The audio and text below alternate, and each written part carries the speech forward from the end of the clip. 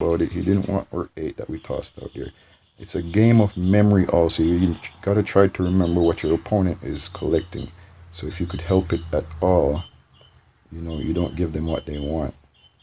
Alright, so I'm nervous here. I'm not sure if it's because I'm recording or it's because the game is so low at 10. So what we're going to need to do is try to get low under 10. And I think if we get low enough under 10. Alright, so he didn't pick up the last 7 we threw out. Let's throw out this 7 here. See what happens. You see the piggy up in the corner here. They give you rewards every once in a while. We get a few rewards.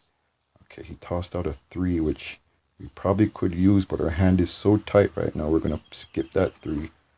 Go. Alright, we got the 4. And so we're going to toss the 5. And now we're at 7. You guys see that the 7 down here in the corner? It says we're 7. So if he goes out right now, we should be in a good position to not get a rummy on us in one game. It might force him to a second game. The only other thing though, guys, he was holding our ace. The only other thing though, my hand wasn't looking very good. You're going to see all the cards that I dump out. We dump out a few cards there. 7, he got 7. Alright, see, so this is one of the things I don't understand.